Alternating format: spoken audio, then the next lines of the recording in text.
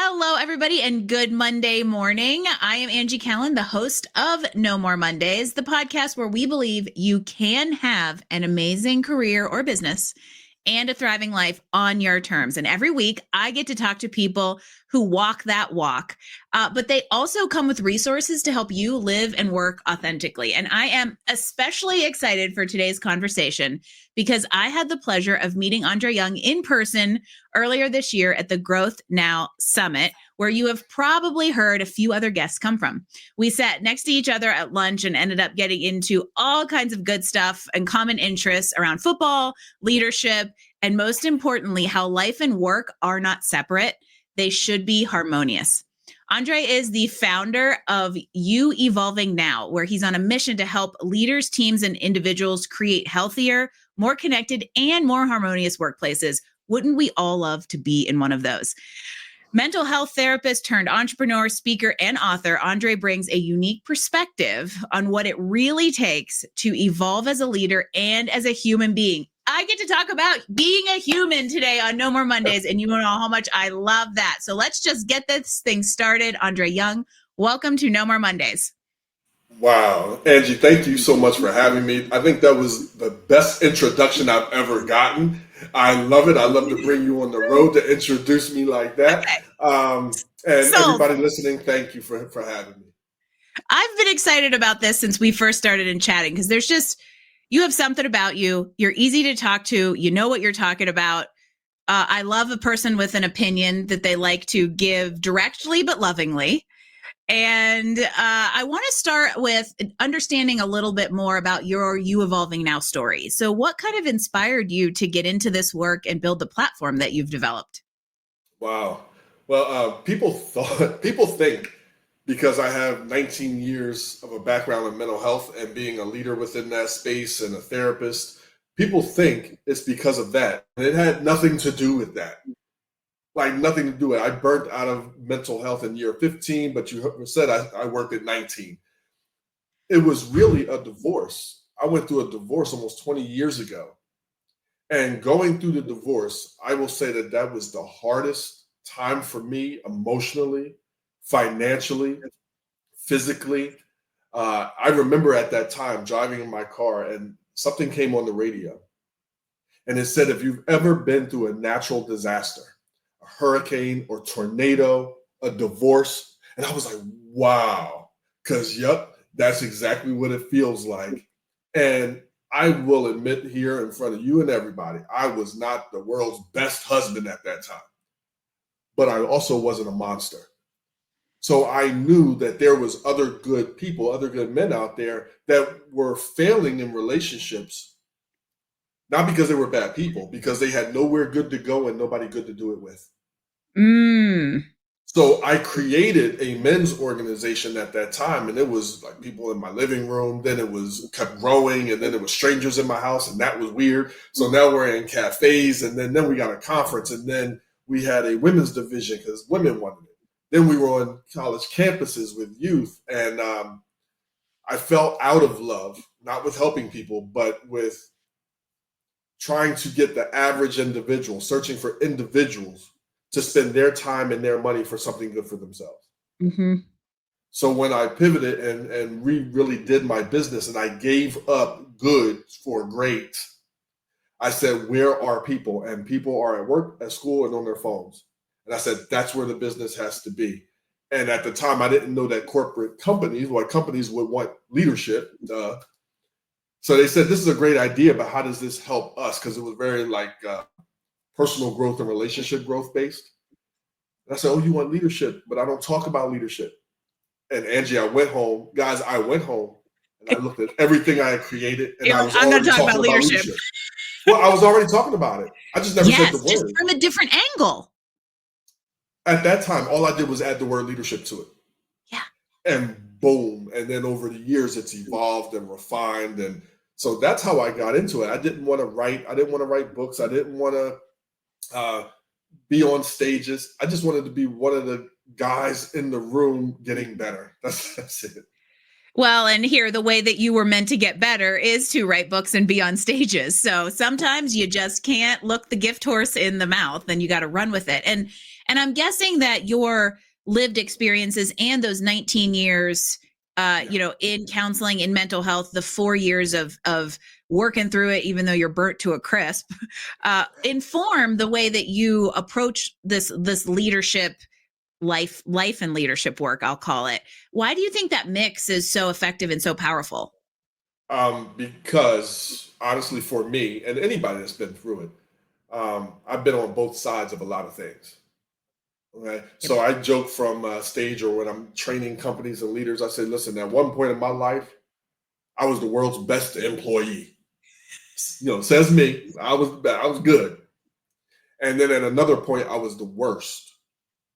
And I wasn't the worst because I was bad at my job. I was the worst because of the things I was saying, what I was doing, how I disconnected. So I learned from being really good and I learned from being really bad.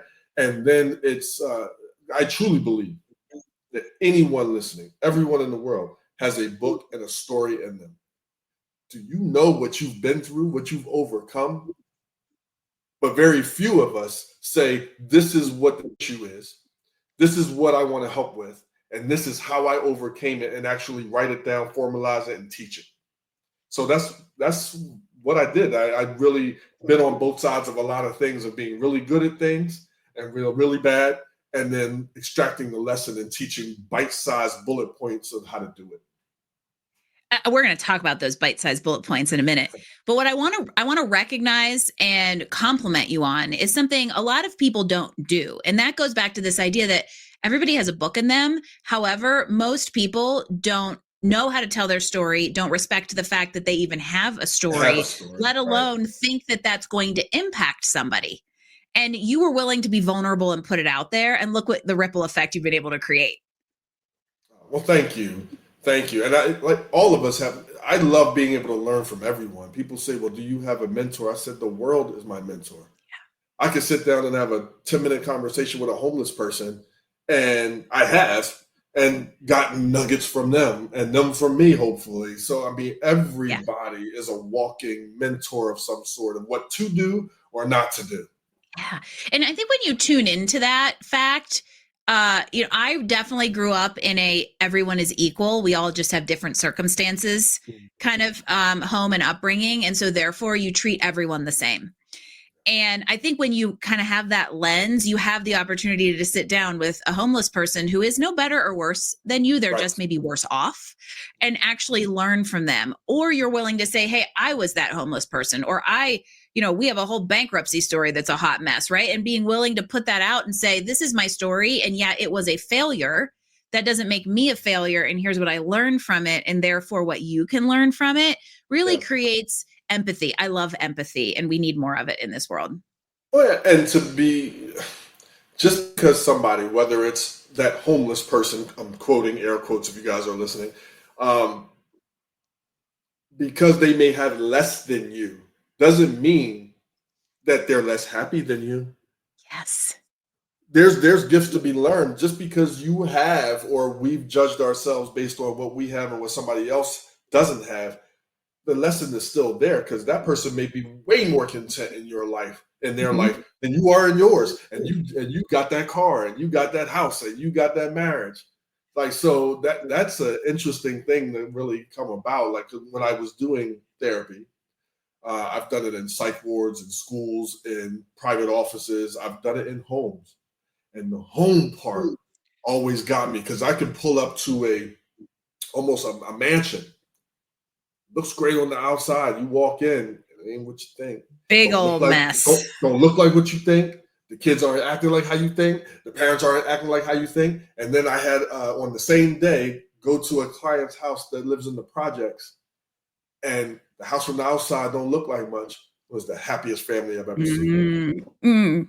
Dinner at the dinner table made me eat. I had a great time going there.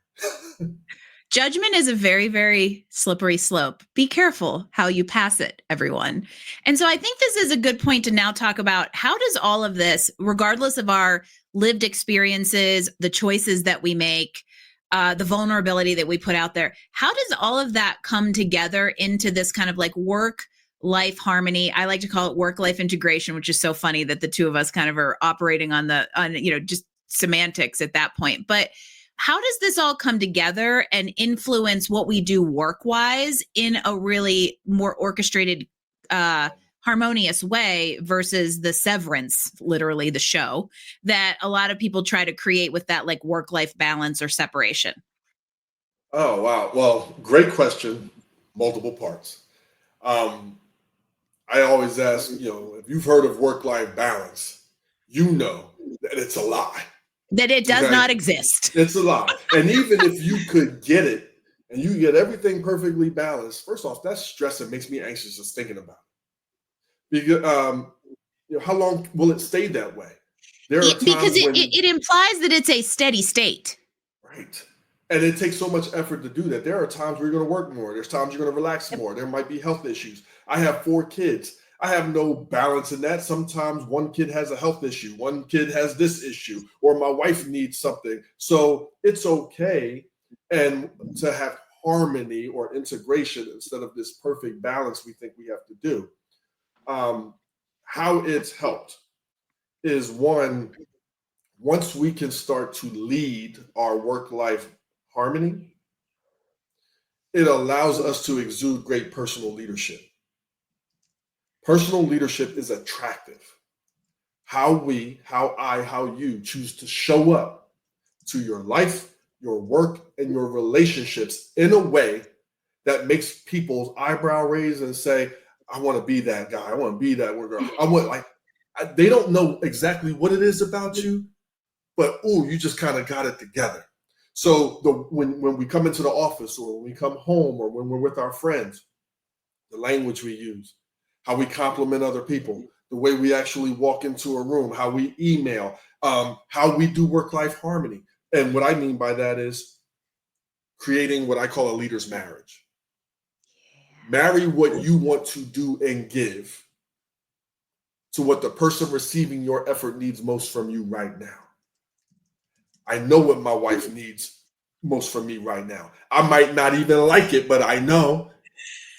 And I'll do it a little bit outside my comfort zone so I don't wind up resenting her or the task. Yeah. I know what each of my kids want. I know what my dad wants. And I also know what I want and need in regards of my hobbies, my personal time. And I put all of those things intentionally into a calendar. I am lucky enough to have an executive assistant, a real life executive assistant. Most people don't have that. That's okay. The fact that we have a phone, you do. So all of those things that I just mentioned of knowing what the people need most from you right now, put it in your calendar with alerts. So you have to ignore greatness, ignore the things you know you needed. And when this happens, this is what it does indirectly. When you get around your friends, you go to work, over time, that type of personal leadership and work-life harmony, it's going to attract so many people. You're like this beacon that they want to follow. Magnet. You're a magnet. Yes. You're going to attract the right people that are curious and ready. And you're also going to repel the right people that are not. This is the trick. You keep being consistent because you don't have to be for everybody. Everybody is going to like your evolution, and that's okay. You don't ever have to look down on them. You just keep being consistent because the real job is when the not ready get ready, they know where to come. Yep. And you'll be even better when they get there. And I've seen it happen with me as an employee, as a leader, as a person. It happens all the time. You just stay consistent. It's the everything you're talking about, I think almost boils down to just those 2 simple little letters of the it factor. Yep. And you can we say manifest or create, but that feels disingenuous. You can establish an ecosystem where the it factor is acknowledged and seen by other people. And I love this idea of bringing together our 3 most significant life buckets of work, relationships, and our human. Yes. And figuring out how the leadership marriage is like my new favorite thing. You said something that I want to repeat. Work and life harmony comes when you're exuding personal leadership, that's attractive. And when you treat your leadership and your work as a marriage, all of this comes together, because then you don't, guess what? You'll have no more Mondays. How's that for bringing the title of the show into the things? But the big thing here is people do not think about their career as a relationship. Sometimes it's even more complex than the one we have at home, because that's you and them and that's it. Whereas you have a spend more relationship time with the people at work than you do with your it more significant than other. you do anything else. And there's like 10 of them or more. There's different levels. There's your relationship with the work, with the people, with the company, with the managers, with your peers, with the people reporting to you. It's super, super complex. And when you can just exude that kind of personal leadership, it becomes easier, right? Less energy. Well, you know what? It allows, I'm big on the 3 C's. It enhances your communication with them, your connection, the culture of your team, and then results, because results matter. We can't pretend like results don't matter. So what I tell leaders, that it is your job to sell your position when you go into work. You need people to want to be you and in your position, so you can get your next promotion, so you can effectively go on vacation and not worry about the ship sinking. That can't happen if you walk into work all stressed out, gossiping, complaining on your 17th marriage and on your 3rd heart attack. Who the heck wants to be you? And trying to tight fist control, micromanage everything that's happening below you. Exhausting. So you go to a guy, this actually happened. They said, we want to get you promoted. I'm like, no, thank you. And I said that in my head. I'm like, if the job makes you look like that, no, thank you. And if the job is okay with you coming in here looking like that daily, no, thank you. Yeah. Their personal leadership was off. Not that they were a bad person, but I didn't like how they exuded, what they were exuding. And you can't sell me on that position. No, thank you. No, thank you. This brings up something that I read somewhere in all of your meanderings about, and these are going to be hot button soapboxes that I'm standing alongside of you, that a lot of people get promoted because they maybe do one thing well, or because they have the knowledge base, and not actually because they know how to lead. What do we need to know about that to avoid that trap and do leadership better versus just getting promoted? Wow. Well, that's 2-part, because you have the people doing the promotion and the people accepting the promotion. Okay. So let's start from accepting the promotion. The first time I was ever offered a promotion, I took it for all the wrong reasons. It was the next logical step. I just got my master's degree. I didn't go to school, all of that, to stay in the same place. So it's the next logical step. It was more money. And it was a cool title. I remember getting my briefcase, like the leather. Oh, you couldn't tell me nothing. I was feeling myself. I finally get to wear the suit. I was feeling myself. And not one point did I ever think of me being a leader, that I was going to be leading people. It was about the position at the title at that time. And it wasn't that I was anti-leading, a team. There was no course on that in college. There was nobody ever talked to me about it. And in the interview, nobody even asked me about it or said anything about it. And most companies, unfortunately, don't bring Andre in to coach people up in those skills. They let them flounder in the middle. Right. So you were the best machinist. Okay, we want you to lead a team of machinists. What? Just because they're great at their job doesn't mean they're good at people. So you just lost your best machinist, got your worst leader, and now everybody under them is miserable. So if I'm going to be accepting a position, one of the things that I would want to think about is, what vision do you have for your team now? What conversations do you have to have to preface that you're now leading maybe your old peers? I talk about having the awkward conversation, but also setting expectations, sharing a blueprint. How do you want people to come to you with their problem suggesting and venting? You need to know the method you prefer, the first sentence you want to hear, and the information that you need. Help me to help you. I want to help you. Come to me like this. So self-awareness. And then, hey, Angie, how do you want me to come to you when I have a question or a concern? So I want to know your blueprint. Here's my blueprint. And now, we can go down the rabbit hole with your top 2 professional languages, knowing the type of employee you are, leader you are.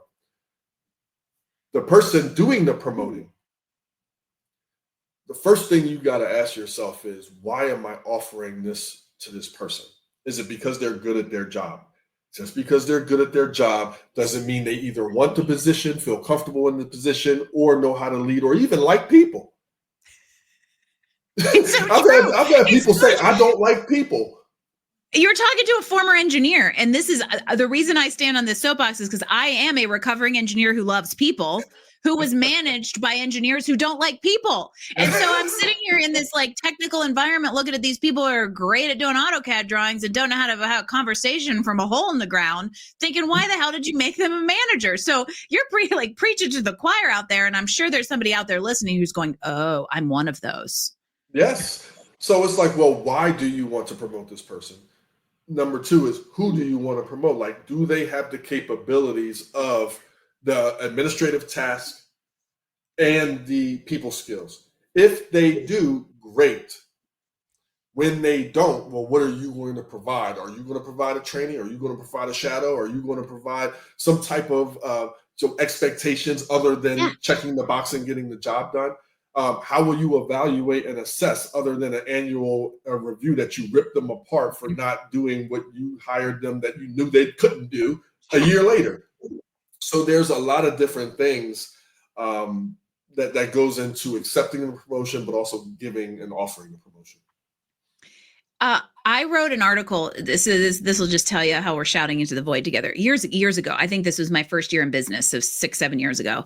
I riffed this article while fired up about this topic, about how there are like all of these different ways you can grow in your career other than to climb the ladder, make more money, and get a higher title. The problem is we on the professional side don't know how to identify what it is sometimes, don't think there's any other options than the traditional corporate ladder. And then on the promotion side, they don't offer an alternative pathway. Fun fact, that article is still the #1 lead generator to my website because this is such an important topic. And I think, and I hope that something that you get to do as you go into organizations is talk to companies about either providing the training to upskill people so that they can become, at least, if you're not going to make a non-people person a people person, at least give them the skills to do well, or give them an alternative track to grow in more subject matter expertise or knowledge or technicality. Yes. There are multiple ways to incentivize and grow people. And I think it's important to know what that looks like for an individual. Absolutely. 'Cause I talk about the 5 types of employees, and one of the types that you're mentioning is the steady stream. Not every employee is going to be your inspired and motivated and want to move up and be you one day. You couldn't afford that anyway. There's not enough money or promotions to go around. Or you're gonna have a bunch of Angies and Andres sitting around the table yelling at each other. You cannot have that. I couldn't imagine being in a whole group of me's trying to run a company. It's too one-sided like that. You can't do it. So your steady stream is the person that's fine right where they are, but they want to be good or great where they are. How do you help them with that? And it may not always be money or promotion. It may be information. It may be knowledge. It may be training. It may be certificates. It may be mentoring somebody. I was doing some work at this one big company, and there was a woman there that was quadrupling everyone else's metrics. Like, that's exceptional, like quadrupling. And then one day she started to like fall off, and her fall off was me. She started doing what everybody else did. Okay? But she set a precedent for herself. Set a precedent. Like, I'm like, you can't have a tough conversation with somebody because they're not quadrupling, but now they're doing the job that they actually signed up to do. So, but the whole thing was they're curious. She started hanging around with a different coworker, which was a grouch. She was inspired and motivated. Things changed. At the end of the day, I met with the woman. She was going to quit, and she wanted to go out west. So I went to vice president. I said, "Listen, this individual, they're looking to do this," and they're like, "Oh, well, we have a facility out west. She could do that. All she would have to do is this training, this boom, boom, boom." And then they presented it to her. She was excited about it. I don't know if she followed through with it or not, but they wouldn't have known, and she wasn't going to ask because she didn't know that it was even available or an option, and they would have lost a very, very good worker. Oh, this brings up a hot button for me. advocating for yourself in your work environment. Do not leave your professional development, your career development, and your leadership development up to chance or up to somebody else. Women, this example leans right into us. We are really good at keeping ourselves small and being afraid to Humble vocalize a yourself right out of an desire. opportunity. Yep. Yeah, you made the decision for them before even giving them an opportunity. If you don't ask, the answer is definitely no. And so I think this is a good time to ask, because we're talking about this like evolution as a person, right? You evolve now. And if you when you're working in these organizations and we start to look at an individual level, I would love to just give some advice to people that are out there. So there's somebody listening that's like, man, I'm one of those people who is not a people got pushed into leadership, or I'm a people person who isn't seen into leadership. Yeah. What and how can we be advocates for ourselves so that we can evolve as a person and professional? This is one of my favorite things that I share, and I just shared it in California yesterday. Like, this question was asked, and I said, wasn't primed to ask it, y'all. We talk about leaders having one-on-ones with their people. Number one, cancel and reschedule meeting across all organizations. So I share, and probably also the most ineffective, which is why it's canceled so much. Right. So I teach how to do it. Here's the flow of it. Now, for those individuals about this question, how do I not humble myself out of opportunity? Sometimes we have to lead our leaders, coach our coaches. Just because they're a leader above you doesn't mean they know how to lead, remember? So here's the inverse one-on-one. So if Angie, you're my boss, I want to come and say, hey, Angie, I would love to I really enjoy working here. I would love to have a one-on-one meeting with you. Now, I know that you're busy. I'm busy. I'm available this day and time or this day or time. See, I want to lead the situation. I want to be able to say I'm available this day or time, this day or time. This is some of the things I would like to talk about. Are you free? So we'll pause there for a second, because I do not promise that your boss is going to schedule that one-on-one, but I do promise that you're going to find out who you work for. You're going to find out who you work for. So they'll say, oh, okay, well, let me check my schedule, or hey, that's a really good idea, or they'll blow you off. I do not promise you the result you desire, but I do promise you you're going to find out who you work for. So be careful what you ask for. In that one-on-one, point number one, you want to start with gratitude. Hey, thanks so much. I've really enjoyed working here. This has been an awesome experience. Number two, highlight your wins. So if you're leading a team and you have a boss, highlight the wins of your team. Yes. You don't got to say what you did. You can highlight the wins of your team. They know that you're the leader of that team. If you don't have a team, highlight some of the wins and things that you have felt have been wins since your last meeting, as you want to do this regularly, maybe once a month, once every other month. Then you want to share some of the things, your assessment of things. So, hey, if I had this to do over again, this is what I would do. Or here's an idea. What do you like about it? And if there's anything that you would fine tune. So share some of your assessment of your wins or things that are falling short, and come up with a suggested solution. Ask them what they like. Always start with what they like. Make them say something good about it. And if there's anything that they would fine tune, so now you have permission or protection. Maybe in your solution, you have something you want to start. And so you're saying, oh, I'd love to give this a shot on my own for a month or two. If it's not working, great. If it is, great. Is that okay? Lastly, gaps. Is there anything that you need from me as my boss or the organization? Is there anything, because your job is to protect your boss's blind side. Protect your boss's blind side and beat him or her to problems that they don't see. You are then invaluable. Right. But if they don't know, like if you don't start with your team's wins, your assessment, your solution, do not assume that your boss knows what problems you beat them to if they didn't know they existed. You don't say it. Mm-hmm.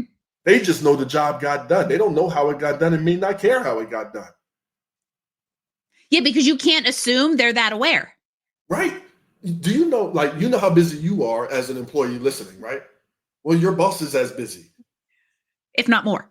If not more. They're on 17 Zoom calls, 200 emails a day. Please do not assume, and them not knowing doesn't mean they don't care. It may not, Yes. they may not have time management skills, operational skills, good people skills. Maybe they were thrusted into it and are drowning just like you.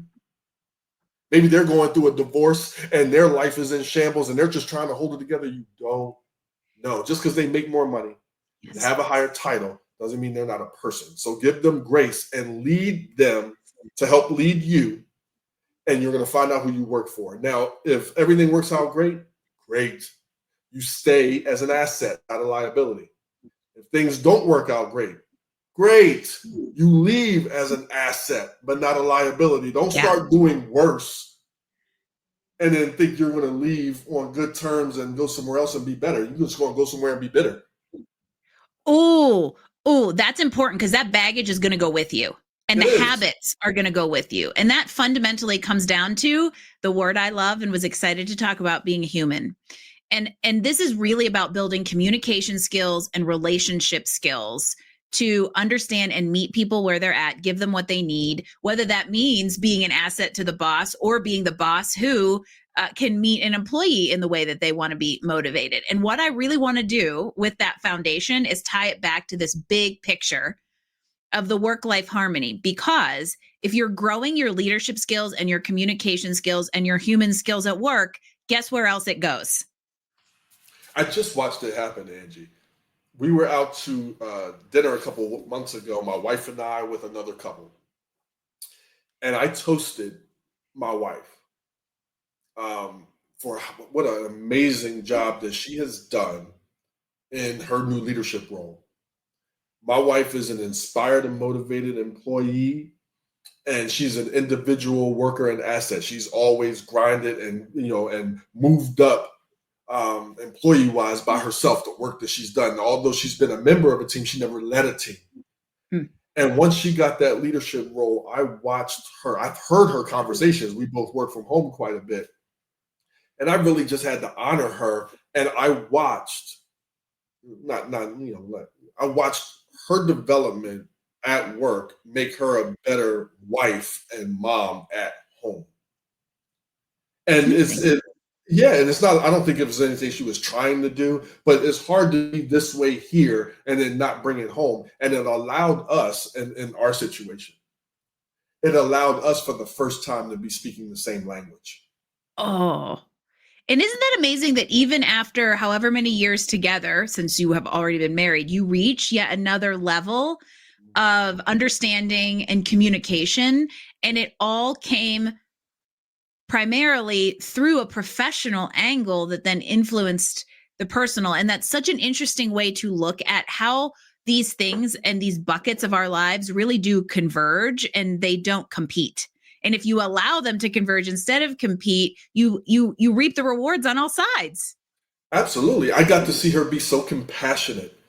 I've really never seen that compassion side for everybody that she's leading in the multiple territories that she's managing, leading, directing, and her seeing people for people and not their role, and knowing what each person needed. Like, you become such a more empathic, you used that word before, such an empathic leader and better person when you are leading correctly, and then you bring it home, and then that language just doesn't stop. It doesn't turn off. Empathy just doesn't turn off.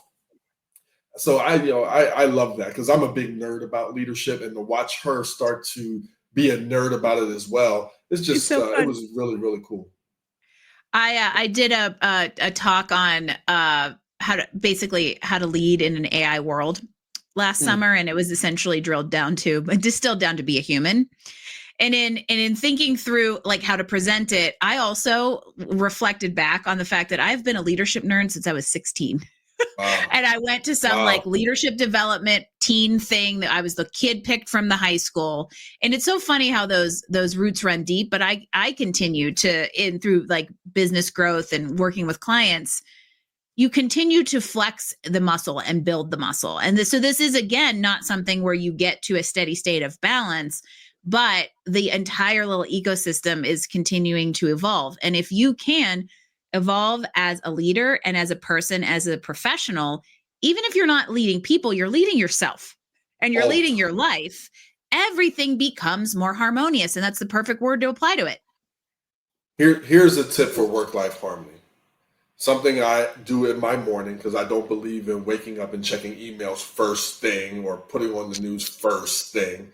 One of the first questions I ask myself, I say, what are you going to do to be great today? In the various roles that you play, what are you going to do to be a great husband today, a great father today, a great friend today? I ask myself that question every single morning, and I've never not had an answer. It starts my day off with some type of purpose and a plan. And how can your life be worse? Now, it is limiting because I'm going to come up with an answer of something I want to do or may be willing to do. It may not meet the deepest need of those I'm about to give it to. It doesn't always have to. Yeah. You know, every now and then I encourage you to ask the get great question and really go to a person, whether it's your boss, an employee, your wife, your kids, and say, hey, listen, I want to be great. And this is something that I've been doing, hopefully that you've noticed, but something that's been making me feel better about it. But if that's not what you need, that's not fair. So what is it that you need most from me right now? I love it. There's a few things to that though, Angie. You gotta be willing to hear the feedback. Right? If you are a leader enough to ask, you better be leader enough to listen because you're not guaranteed to hear it, what you want to hear or how you want to hear it. Mm-hmm. And 9 times out of 10, they're going to BS you anyway and tell you, oh, everything's fine, you're great. Don't you believe that, because that's crap. If y'all got in a fight right now, boss, employee, or spouse, somebody tell you a list of things. So to judo that is, hey, I appreciate you saying everything is okay. I realize I caught you off guard. I've been thinking about this. Maybe you haven't. I want to ask you later in the week. And if the answer is the same, fantastic. If it's not, I really want to hear it. Sometimes you have to give people permission and time to answer you honestly. Most people don't like confrontation. They might not be quick on their feet. They may not think that you can handle their truth right now. Who knows? So with a boss, hey, I'm available this time, or when are you available? Because I really would like to know. And you give them permission. And whatever they say, you don't have to do. But if you do it a little bit, it's amazing what can happen. And you're creating an environment where then it becomes easier for future feedback because you've given kind of blanket permission to provide it. And that's another thing that comes back to like the corporate framework that we have and the annual performance reviews that are the second most pointless thing after the weekly employee team meeting, right? Because hello, thank you for telling me 364 days after the fact that I screwed up right after my performance review last year. Like, what good is that? I love this idea and this concept of being leader enough to listen in all aspects of your life, at home, at work, in your friend circle, and creating an environment where they have permission to be heard, I think is so, so important. That's a huge thing. When my friends with work-life harmony, I'm telling you, you got to get rid of the bobbleheads in your life. We all know the people you could call right now and complain about your job, your spouse, your kids, your life, your car, it don't matter. And they'll just, you so right. Oh my God, I don't know how you deal with it. If I was you, only to send you back more righteously wrong to whatever it is you're complaining about. So righteously wrong. That's so true. Right. Get out of the echo chamber, y'all. Right. Chest out, all puffed out, wrong as heck. Or very one-sided at the minimum. And so my friends all have permission to challenge me. And they have graciously given me permission to challenge them. And the older we get, we say it. When we were young, we didn't even know to say. We would celebrate each other's mishaps and mistakes because they were entertaining. Or we didn't have the verbiage where that's wrong, I don't agree, but we stayed silent. Oh, no. We give your friends permission to see your side, but ask, hey, well, have you thought about it from their side, your boss's side, the company's side, your wife's side, your kid's side? Like they're not, the chance of you being 100% right about everything is not likely. And the chance of them being 100% wrong about everything isn't likely. So what are they right about? Yeah. Ooh.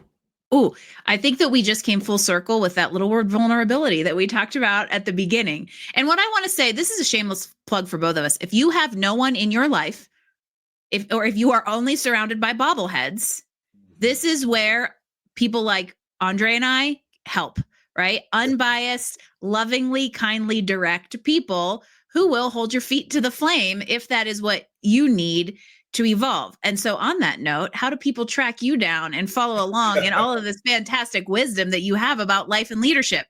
Wow, that is an awesome segue. I was pretty proud of that. Thanks. That was good. That was good. The easiest way to get in touch with me is at my website, and that's youevolvingnow.com. So YOU, evolvingnow.com. There's a bunch of videos, all of my books, workbooks. Proud to say that I have a newest book coming out. My 5th book, The Complete Leader, is coming out October 21st, 2025. Along with it, we'll be releasing, and hats off to my team. I cannot give them enough kudos and flowers. We have an AI tool that will be coming out along with it. And it's going to be called Ask Andre. So you are a leader within an organization, whether it's volunteer, whether it's at a company, whether you're in the C-suite, and most likely for middle managers, first-time managers, emerging leaders. Imagine having this AI tool that has all of my content from all of my books, online programs, etc., with frequently asked questions to reduce your thinking. Because if you use this, you're going to be using it because you're busy. Oh, I got a meeting in 5 minutes with Angie. She's been late 5 times. I need to have a tough conversation. What would Andre do? And now you can pick right in front of your face what type of employee you think she is out of the 5, what kind of leader you are from the 5. You can use the frequently asked questions. We want to reduce friction because the better the input, the better the output. And within 20 seconds, you can either have a solution to your problem or something as simple as, hey, give me a leadership tip for today. Or what's something small I can do for my team today? Or I need a SMART goal for, and within 20 seconds, boom. So I'm so excited about that. So essentially, come October, nobody out there has any reason to stay in their echo chamber full of bobbleheads because you're going to have Andre in your pocket. There you go. I love it. Andre Young, everybody, thank you so much for being here today. This was such a fun conversation. So many great tidbits, regardless of kind of where you are in your life or leadership journey.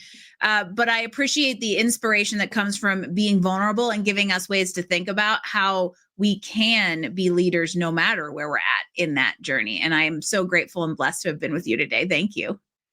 Thank you for having me. And you guys listening, have an awesome day. And everybody out there, I want to thank you for spending time with us on this Monday morning. And I'm going to challenge you to think about the areas of your life and leadership where you may be ready to evolve. Is it a new habit, a mindset shift, better work-life harmony? What are you going to do to be great today? I'll see you next week for another edition of No More Mondays podcast.